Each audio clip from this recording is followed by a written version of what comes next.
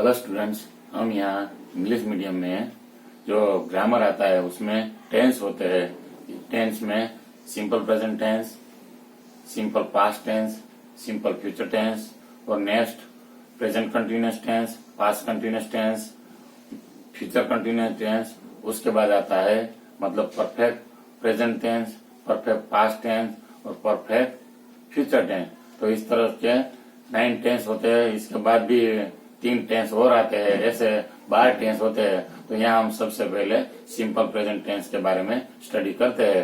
तो simple present tense में सबसे पहले उसकी डेफिनेशन में समझते हैं कि हम रोज बरोज की डेली की रूटीन वाली जो एक्टिविटीज करते हैं वो सब सिंपल प्रेजेंट टेंस में आते हैं। जैसे कि सूर्य उगता है तो sun rises in the east, तो जो मतलब सन राइजेस होता है, सेट्स होता है, तो जो एक्टिविटी रूटीन वाली होती है वो सब यहाँ सिंपल प्रेजेंट टेंस में हम बता सकते हैं। तो यहाँ सबसे पहले एफर्मेटिव स्ट्रक्चर में, एफर्मेटिव सेंटेंस स्ट्रक्चर में सबसे पहले आता है सब्जेक्ट। तो सबसे पहले हम सब्जेक्ट के बारे में समझते हैं।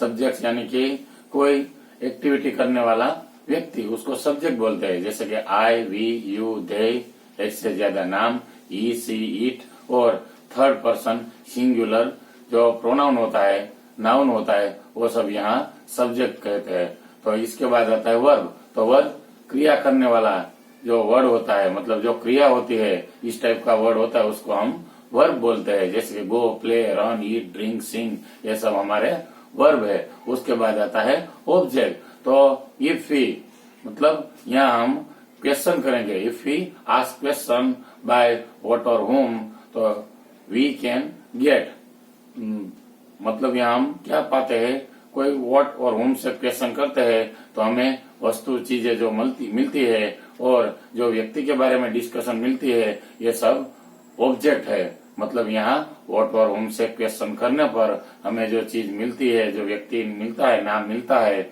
वो यहाँ ऑब्जेक्ट होता है। उसके बाद आता है अदर वर्ड। तो सिंपल प्रेजेंट टेंस में अदर वर्ड में daily, every day, every morning, every month, every March, ऐसे एवरी ईयर, इस टाइप के अदर्स वर्ड होते हैं। इसी में ही, इसी टेंस में एडवर्स ऑफ फ्रीक्वेंसी आती है, जिसमें हम बोल सकते हैं always, sometimes, often, generally, usually, इस टाइप के एडवर्स ऑफ फ्रीक्वेंसी भी आती है। तो यहाँ हम स्टेप पढ़ते हैं, देखते हैं। सबसे पहले सब्जेक्ट में तो आई, वी, यू, दे और एक से ज्यादा नाम होते हैं। उसके साथ हम मेन वर्ब, मतलब मेन मुख्य क्रियापद वो लगाते हैं। जैसे गो, प्ले, रन, ईट, ड्रिंक, क्राई, ऐसे मेन वर्ब आते हैं। और उसके बाद में जो सब्जेक्ट है, ई, सी, इट और थर्ड पर्सन सिंगुलर के जो नाम है, नाउन है, जैसे कि कोई नाम, रीवा, राज, ऋतु, ए काव, ए कैट, ए डॉग, इस तरह के जो नाम होते हैं, इसके साथ एस और ईएस वाला वर्ब यहाँ हम लगा सकते हैं। जैसे कि goes, plays, runs, eats, drinks, ऐसे यहाँ वर्ब लगते हैं। उसके बाद आता है ऑब्जेक्ट, जो व्हाट और होम से हम क्वेश्चन करते हैं सेंटेंस में और हमें जो मिलता है वो हमारा ऑब्जेक्ट होता है। उसके बाद अदर वर्ड्स 2 टाइप के होते हैं, स्थल पर होते हैं और समय पर होते हैं। लेकिन हमें यहाँ अदर वर्ड्स टाइम वाले, समय वाले दिखाने हैं, daily, every day, every month, every year और एडवर्स ऑफ फ्रीक्वेंसी। आगे हम इसके बारे में सेंटेंस में समझते हैं। To be continue.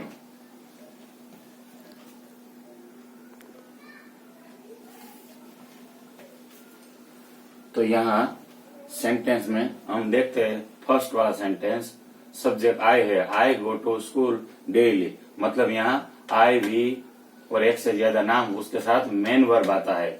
सेकंड वाला sentence, we always play cricket on the ground, तो मतलब हम ग्राउंड पे क्रिकेट खेलते हैं। तीसरा sentence, Raj and Riva drink coffee every morning, तो यहाँ ड्रिंक आया है।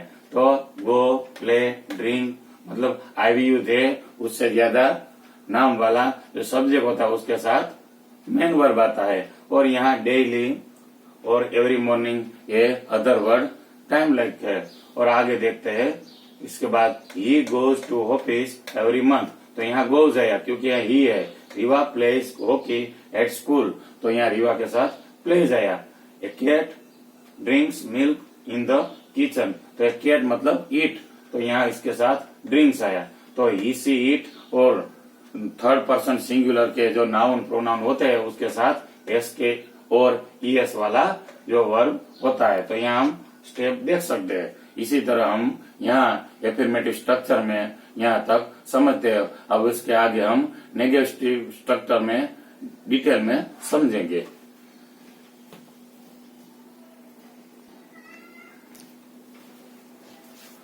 तो यहाँ हम नेगेटिव स्ट्रक्चर, जिसको हम बोलते हैं नेगेटिव, यहाँ लिखने का रह गया है।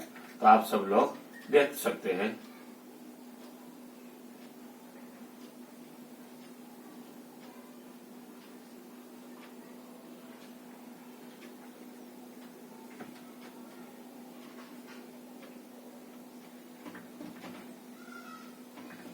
तो यहाँ नेगेटिव सेंटेंस स्ट्रक्चर दिखाया गया है। तो आप सब देख सकते हैं नेगेटिव सेंटेंस स्ट्रक्चर में। तो सबसे पहले सब्जेक्ट जैसे थे वैसे आई वी यू दे और एक से ज्यादा नाम, उसके साथ डू नॉट। तो जहाँ मेन वर्ब था उसमें से डू निकालते हैं, बाद में नॉट लगाते हैं और पीछे मेन वर्ब। इसी तरह विजिट और थर्ड पर्सन सिंगुलर के जो नाम होते हैं उसके साथ यहाँ गोज प्लेज रन्स था, उसमें से हम डज निकालते हैं, नेगेटिव के लिए नॉट लगाते हैं और पीछे मेन वर्ब। और यहाँ जैसे थे इस तरह नेगेटिव का स्ट्रक्चर है। आगे देखते हैं सेंटेंस में।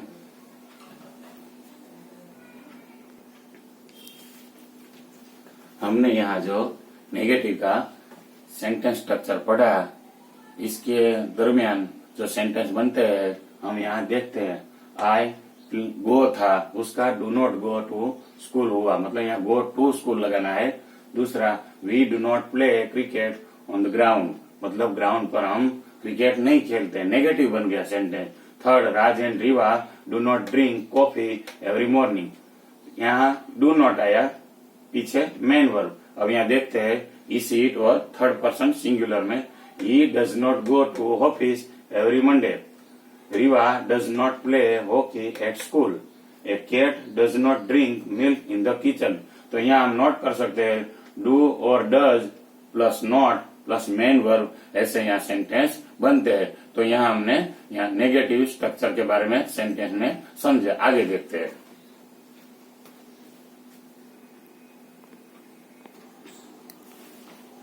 तो अब हम यहाँ इंट्रोगेटिव सेंटेंस स्ट्रक्चर में नीचे जो सबसे पहले डू और डज आता है, प्लस सब्जेक्ट आता है, प्लस मेन वर्ब आता है, उसके बाद ऑब्जेक्ट, अदर वर्ड और खास क्वेश्चन मार्क की जो साइन होती है वो सबसे पहले लास्ट में करनी पड़ती है।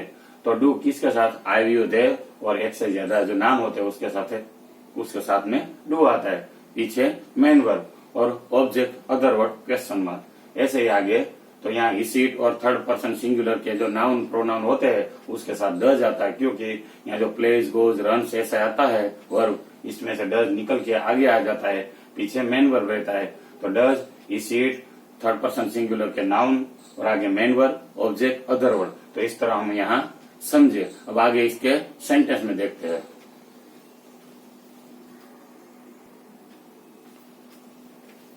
अब यहाँ हम इंट्रोगेटिव स्ट्रक्चर में जो डू डज पहले आता है, बाद में सब्जेक्ट आता है, उसके बाद वर्ब आता है, उसके बाद ऑब्जेक्ट और लास्ट में अदर वर्ड्स, उसके पीछे क्वेश्चन मार्क की साइन आती है। तो यहाँ हम देख सकते हैं do I go to school daily, question mark. Do we play cricket on the ground, question mark. Do Rajan Riva drink coffee every morning, question mark. Does he go to office every Monday, question mark. Does Riva play hockey at school? Question mark. Does the cat drink milk in the kitchen? तो यहाँ सब note कर सकते हैं। Do और does में underline है और पीछे जो मेन वर्ब आता है उसके साथ यहाँ अंडरलाइन दी हुई है। तो इंट्रोगेटिव में हमें यहाँ क्या करना है, तो डू और does plus subject plus main verb, इस तरह की सेंटेंस स्ट्रक्चर होती है। इससे आगे हम WH क्वेश्चन नेक्स्ट टॉपिक में देखेंगे, क्योंकि वो भी इंट्रोगेटिव स्ट्रक्चर ही है। तो हम यहाँ तक रखते हैं सिंपल प्रेजेंट टेंस में। सबसे पहले हमने अफर्मेटिव सेंटेंस सीखे, उसके बाद में नेगेटिव और यहाँ लास्ट में इंट्रोगेटिव सेंटेंस स्ट्रक्चर के बारे में समझे है। तो दिल से जरूर समझिएगा। कोई क्वेश्चन हो तो हमें सजेस्ट कीजिएगा। Okay, next.